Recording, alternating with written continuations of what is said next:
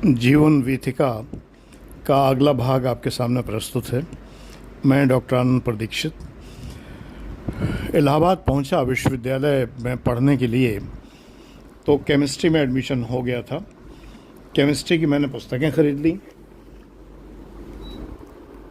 और केमिस्ट्री से related back year paper वगैरह सब कुछ मैंने प्राप्त कर लिए। बैक ईयर पेपर बाज़ार में नहीं मिला करते थे एमएससी के, उसके लिए लाइब्रेरी जाना पड़ता था और इश्यू कराना पड़ता था। फिर उन्हें घर बैठकर नोट्स बनाने होते थे, तो वो लाइब्रेरी से मैंने इश्यू करा लिए। लेकिन बड़ा मज़ेदार अनुभव आपको आज एक या दो अनुभव में शेयर करूंगा इलाहाबाद विश्वविद्यालय के। जब मैं विश्वविद्यालय पहुंचा तो मैंने 3 पीस सूट पहन रखा था। शादी हुई थी 11 मई 73 को 73 में। तो मैंने 2 सूट बनवाए थे। बड़ी मज़े की बात ये थी कि सर्दियों जैसे सूट थे वो, हालांकि कपड़ा टेरिकॉट था, उसमें अंदर कोई अस्तर नहीं लगा था और कोई रुई नहीं भरी हुई थी। पहले सूटों में रुई भरी जाती थी, कोट में अंदर रुई के पैड भरे जाते थे। तो वो कॉटन या रुई के पैड नहीं थे उसमें, केवल प्लेन टेरिकॉट के सूट थे, एक ग्रीन कलर का, एक येलो कलर का। तो मुझे अच्छे से याद है कि पहली बार जब मैं इलाहाबाद विश्वविद्यालय गया तो मैंने येलो कलर का 3 पीस सूट पहना हुआ था, यानी अंदर जैकेट भी थी, टाई लगाए हुए था मैं, बढ़िया चमचमाते हुए ब्लैक शू पहने हुए था और पूरे फैशन में मैं सूट वूट में बाकायदा वहाँ पहुँचा। तो कुछ बड़े लड़के जो मुझे दिखाई दिए, जो सीनियर रहे होंगे, पीएचडी वाले होंगे, डीफिल कर रहे होंगे इलाहाबाद यूनिवर्सिटी से, उन लोगों ने मुझे घेर लिया और घेर के हंसने लगे, मेरा मजाक बनाया। इतनी गर्मी थी, सोचिए जुलाई का महीना प्रारंभ हो चुका था और मैं उस गर्मी में 3 पीस सूट पहन के वहाँ गया हुआ था। तो मजाक बनना स्वाभाविक था। लोगों ने कहा कि आप हमेशा ऐसे ही रहते हैं। एक आदमी ने यह भी कहा कि आप टॉयलेट जाते हैं तब भी आप 3 पीस सूट पहन के जाते हैं।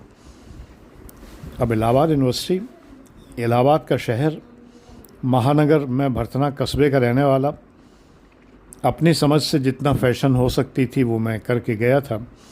मुझे नहीं अकल थी कि फ़ैशन क्या है और शहर में किस तरह से लोग कपड़े पहनते हैं, किस तरह से फ़ैशन होता है ये बिल्कुल नहीं पता था।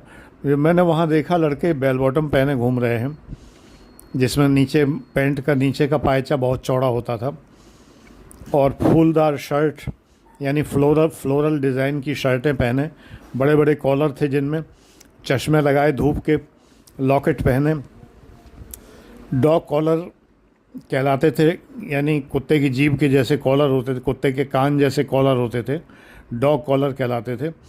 तो वो डॉग कॉलर की शर्टें पहने इस तरह से लड़के घूम रहे थे। तो वो फैशन चल रहा था उस ज़माने में और मैं 3 पीस सूट पहन के अजूबा बन के घूम रहा था। एनीवे उस दिन तो अजूबा बनना ही था, तो अजूबा बना और घूम रहा था। दूसरी घटना मुझे बड़ी मज़ेदार याद है कि मैं आर्ट्स फैकल्टी पहुंचा, चूँकि प्रशासनिक भवन वहीं पर है और कुछ स्कॉलरशिप का काम वहीं होना था। मतलब स्कॉलरशिप जो है वो अकाउंट में ट्रांसफ़र नहीं होता था। बीएससी में टॉप करने की वजह से मुझे 100 रुपये महीने का स्कॉलरशिप मिलता था, तो वो यूनिवर्सिटी के ऑफिस के माध्यम से मुझे कैश मिलना था। तो वो स्कॉलरशिप मुझे वहाँ दर्ज कराना था, कागज़ जमा करने थे, जिससे वो स्कॉलरशिप मुझे विश्वविद्यालय से हर महीने प्राप्त होता रहे। तो मैं प्रशासनिक भवन अकाउंट्स ऑफिस पहुँचा, वहाँ सीनेट हॉल के पास में। तो मैं पूछ रहा था आते जाते लड़कों से, लड़कियों से पूछने की तो हिम्मत ही नहीं थी, लड़कियों से तो मैं बात ही नहीं करता था, कभी भी हिम्मत ही नहीं थी अंदर से पूछने की कि लड़कियों से बात भी करूं, वो ज़माना ही ऐसा था। तो मैंने एक लड़के से पूछा कि एडमिनिस्ट्रेटिव ऑफिस कहाँ है, जहाँ अकाउंट्स का काम होता है। उसने बता दिया। मैं अंदर से धन्यवाद देना चाहता था, थैंक यू कहना चाहता था, लेकिन शब्द गले में अटक गए और संकोचवश मैं थैंक यू नहीं कह पाया, क्योंकि बीएससी में पढ़ते हुए मैंने कभी थैंक यू किसी को नहीं कहा था। इंटर में पढ़ते हुए मैंने कभी किसी को थैंक यू नहीं कहा था। कल्चर ही नहीं था, गांव की भाषा बोलते थे लोग बाग सब। हालांकि मैं गांव की भाषा नहीं बोलता था कभी भी, क्योंकि मैं गांव में पढ़ता ही नहीं था, गांव में रहा ही नहीं था। मैं बोली तो साफ हिंदी बोलता था, शुद्ध हिंदी बोलता था, लेकिन अंग्रेज़ी के कुछ शब्द या अंग्रेज़ी एटिकेट निभाना नहीं सीखा था मैंने। तो थैंक यू, सॉरी, ये शब्द कहने की मुझे हिम्मत ही नहीं होती थी। तो दूसरी घटना ये हुई कि मैं थैंक यू कहना चाहूँ तब भी नहीं कह पा रहा था। आखिरकार एक लड़कों का जुलूस जैसा आ रहा था, उसमें 3-4 लड़के आगे आगे चल रहे थे। मैंने उनसे कुछ पूछा, अकाउंट्स ऑफिस में गया था, तो अकाउंट्स ऑफिस से मुझसे कहा गया कि ये काम यहाँ से होगा, इसके बाद प्रॉक्टर ऑफिस चले जाओ, प्रॉक्टर ऑफिस में जाके ये कागज़ जमा करना है। तो प्रॉक्टर ऑफिस पूछा मैंने उनसे, या पता नहीं डीन स्टूडेंट वेलफेयर का ऑफिस पूछा। डीन स्टूडेंट वेलफेयर DSW कहलाते थे, तो DSW का कार्यालय मैंने पूछा, उन्होंने बता दिया और मैं चल दिया बिना थैंक यू कहे। तो उस लड़के ने मुझे बाकायदा कंधों से पकड़ लिया और कंधों से पकड़ के कहा कि बेटा नए नए हो? मैंने कहा हाँ। कब आए हो यूनिवर्सिटी में? मैंने कहा कल। बोला तभी थैंक यू कहना नहीं आता है? बोलो थैंक यू। बड़ी मुश्किल से मेरे गले से निकला थैंक यू। उसने कहा 5 बार और बोलो। ये मेरी पहली रैगिंग हो गई, 5 बार और बोलो। मैंने कहा thank you thank you thank you thank you thank you, 5 बार मैंने बोला तो मुझे आदत पड़ी। इसके बाद मैंने बड़ी खुशी से अगली बार जब कुछ पूछा किसी लड़के से, तो मैंने बड़ी खुशी से थैंक यू कहा उसे, और मैं कह पाया और मेरा कहना सफल हो गया। तो मुझे बड़ी प्रसन्नता हुई कि आज मैं थैंक यू बोल पाया। तो यूनिवर्सिटी की 2 घटनाएं पहले दिन की ही मेरी हुई। घर लौट आया दीदी और जीजा जी के घर, कमरे में सामान सेट हो गया था। खाना खा के शाम को कमरे में गया, कपड़े चेंज किए। मैं कुर्ता पाजामा कभी नहीं पहनता, आज भी मुझे हैबिट नहीं है। वैसे मैंने 7 साल गेरुआ वस्त्र पहने हैं। अभी रिसेंटली 2015 से लेकर 7 साल तक 2022 तक गेरुआ वस्त्र पहने हैं, तब कुर्ता पाजामा ही पहना। लेकिन इसके अलावा मैंने ना पहले कभी पहना ना अब पहनता हूँ। 2022 के बाद भी मैंने पहनना छोड़ दिया। मैं कुर्ता पाजामा नहीं पहनता, मुझे बड़ा ढीले ढाली सी फीलिंग आती है, मैं स्मार्ट रहना चाहता हूँ। तो आके मैंने कपड़े चेंज किए। मेरे घर के कपड़े भी पैंट शर्ट ही होते हैं, अभी भी मैं पैंट शर्ट ही पहनता हूँ, और कहीं चलता हूँ तो बदलता नहीं हूँ कपड़े, बस उठ के चल देता हूँ सीधे। यानी नहाने के बाद मैं बिल्कुल रेडी रहता हूँ, कहीं भी चल दूँ मैं उसी रेडी रहने में ही सो भी लेता हूँ, दोपहर में जाग भी लेता हूँ, नाश्ता भी कर लेता हूँ, खाना भी खा लेता हूँ, और कहीं चलना हो तो चल भी देता हूँ, और रात को सो भी जाता हूँ उन्हीं कपड़ों में। मैं एक ही बार कपड़े नहाने के बाद जो कपड़े पहनता हूँ वो बिल्कुल परफेक्ट होते हैं, कहीं भी जाने के लिए परफेक्ट होते हैं, और मैं कहीं भी उन कपड़ों में जा सकता हूँ। सर्दियों में बस इतना होता है, जाते समय थोड़ा कोट पहन लेना होता है, या कोई बड़ा स्वेटर पहन लेना होता है, या जैकेट पहन लेनी होती है, बस इतना होता है। घर में जैकेट या कोट नहीं पहनते हैं, इतना ही फ़र्क होता है। तो कपड़े चेंज किए और आराम से मैं विश्राम करने लगा। उस ज़माने में कूलर एसी तो कोई सोचता ही नहीं था, कूलर भी लोगों के यहाँ नहीं होते थे। दीदी और जीजा जी घर भी कोई कूलर नाम की चीज़ नहीं थी।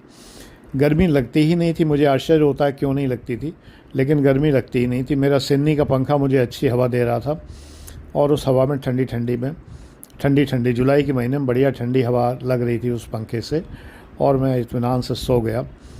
सोकर मैं जगा तो फिर दीदी और जीजा जी घर जाने का मन किया, क्योंकि आज के बाद से प्रदीप मेरे साथ रहने वाले थे। यानी मेरे भांजे जो मुझसे 6 महीने बड़े थे वो मेरे साथ रहने वाले थे। आज वो तैयारी लगा रहे थे, अपनी अटैची लगा रहे थे मेरे कमरे पे अपना सामान लाने के लिए। मतलब 24 घंटे रहने वाले थे मेरे साथ ही। तो मैं फिर से घर पहुंचा प्रदीप को लेने के लिए। जब वहाँ पहुंचा तो प्रदीप तैयार हो रहे थे और मुझसे कहा कि चलो मामा चल के पिक्चर देख आएं, पिक्चर देख के लौटेंगे फिर कमरे पे चलेंगे। मैंने कहा पिक्चर तो मैं देखता ही नहीं हूँ।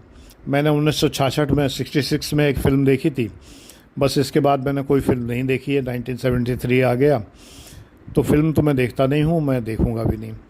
मुझ पर सबने दबाव डाला, दूसरे भांजे अशोक, राकेश, नरेंद्र तो खैर छोटा था, अशोक, राकेश बड़े बड़े भांजे थे हमारे, हमसे बड़े थे उम्र में।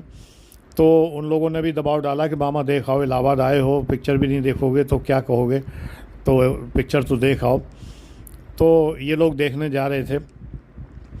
कोई फिल्म थी जिसमें बड़ा फेमस सॉन्ग हुजूरे वाला करके था, मुझे फ़िल्म का नाम याद नहीं रह गया क्योंकि मैंने देखी नहीं इसलिए याद नहीं, अगर देखी होती तो मुझे एक एक फ़िल्म याद है। बहरहाल मैं नहीं गया, मैंने पूरी ज़िद ठान ली, अड़ गया। सिस्टर ने भी कहा, दीदी ने, उनकी जेठानी ने भी कहा, यानी कि जो अशोक राकेश की मम्मी थी, उन लोगों ने भी कहा, लेकिन मैं नहीं गया। प्रदीप अकेले ही अपने किसी दोस्त के साथ वो पिक्चर गए, तब तक मैं दीदी के घर रुका रहा। प्रदीप जब लौट के आए रात को 10 बजे, तब रात के 10 बजे वो मेरे साथ मेरे कक्ष पर, मेरे कमरे पर रवाना हुए अपना सामान लेकर, बोरिया बिस्तर, गद्दा, चादर, तकिया, अटैची वगैरह वगैरह और तमाम सारे कपड़े वपड़े सब लेकर। कमरे में मैंने 2 बेड का इंतज़ाम किया हुआ था और 2 लोगों के रहने की व्यवस्था मैंने की हुई थी। आराम से प्रदीप स्थापित हो गए। प्रदीप को कोई विशेष ये नहीं लगा कि वो घर से अलग रह रहे हैं, क्योंकि घर तो पास में ही था। मेरा कमरा जो है दीदी जीजा जी के घर से बहुत पास में था, यानी हार्डली बस एक गली से निकले दूसरी गली में घुस गए और वहाँ मेरा कमरा था, इतना ही दूरी थी। लेकिन सामान सारा इंतज़ाम करना पड़ा था, तो वो सारी व्यवस्था करके और हम लोग स्थापित हो गए भली भांति। मैं थोड़ी देर से सोया, मेरे पास टेप रिकॉर्डर था। डीसी बिजली से तो टेप रिकॉर्डर बजता नहीं था, टेप रिकॉर्डर के लिए एसी चाहिए। तो मैंने 10-12 सेल ख़रीद लिए थे, 4 सेल लगते थे उसमें, 12 सेल मैंने ख़रीद लिए थे, जिससे कि ये ख़त्म हो तो अगले सेल डाल दें। हालांकि बहुत महंगा काम था, बहुत महंगा काम था। इसकी क्या जुगाड़ की मैंने वो आगे बताऊंगा कभी अगले वीडियो में किसी में। डीसी बिजली को वोल्टेज डाउन करने में मैंने क्या प्रयास किए और वो सफल नहीं हुए। एक रेजिस्टेंस लगाया था मैंने, उस रेजिस्टेंस से बिजली का वोल्टेज डाउन किया 6 वोल्ट तक, 4 सेल यानी 6 वोल्ट, तो 6 वोल्ट तक मैं ले आया और उसको मैंने डायरेक्ट टेप रिकॉर्डर में लगाया। तो ये सफल हुआ प्रयोग कि नहीं मेरा, ये आगे कभी बताऊंगा। तो टेप रिकॉर्डर था, 3 कैसेट थी मेरे पास 60-60 मिनट वाली, वो बजाते हुए मैं सो गया। ऑटो ऑफ नहीं होता था टेप रिकॉर्डर उस ज़माने में, ऑटोमेटिकली ऑफ़ नहीं होता था। तो ये नहीं होता था कि बजते हुए सो जाऊं, तो बजा के जब वो पूरी टेप ख़त्म हो गई तो बाकायदा मैं सो गया और अगली सुबह जागा। नई सुबह थी, इलाहाबाद में विश्वविद्यालय में एडमिशन हो चुका था, कमरे का इंतज़ाम हो चुका था, रहने खाने की सब व्यवस्था पूरी थी, साथ देने के लिए भांजा भी था। और क्या चाहिए, बस पत्नी की याद आ रही थी बहुत ज़्यादा, बहुत ही ज़्यादा, इतनी ज़्यादा कि बस पूछिए मत। वो याद अपनी जगह, लेकिन बाकी सब व्यवस्था बढ़िया हो गई थी। पत्र लिखा, रात को ही पत्र लिखा था मैंने, तब सोया था। पत्नी को एक पत्र लिखा, एक पत्र पिताजी को लिखा। पत्नी का पत्र लिखकर स्टेपल किया, एक लिफाफे में दोनों पत्र डाले, पत्नी के पत्र के ऊपर उनका नाम लिख दिया और लिफाफे में दोनों पत्र डाल के अगले दिन पोस्ट करने के लिए तैयार हो गए। ये नियम मेरा बना रहा बराबर जब तक मैं इलाहाबाद रहा। एक दिन छोड़ के मैं पत्र डालता था, एक पत्र पत्नी के लिए, दूसरा पत्र पिताजी माताजी के लिए, और दोनों एक ही लिफाफे में रखकर मैं भेज देता था। पत्नी वाला पत्र स्टेपल कर देता था, पिताजी पत्नी का पत्र पत्नी को दे देते थे, वो खोल के अपना पढ़ लेती थी। ऐसे ही फिर उधर से पत्र आते थे, एक स्टेपल किया हुआ मेरे लिए और एक जो है पिताजी का माताजी का पत्र मेरे लिए। इस तरह से वो पत्र आते थे। पत्नी स्टेपल करके अपना पत्र पिताजी को दे दिया करती थी, पिताजी लिफाफे में डाल के भेज दिया करते थे। इस तरह से पत्राचार चलता था। तो एक दिन छोड़ के मुझे पत्र मिलते रहते थे, लगभग ये सिलसिला जारी रहा। इस वीडियो में इतना ही।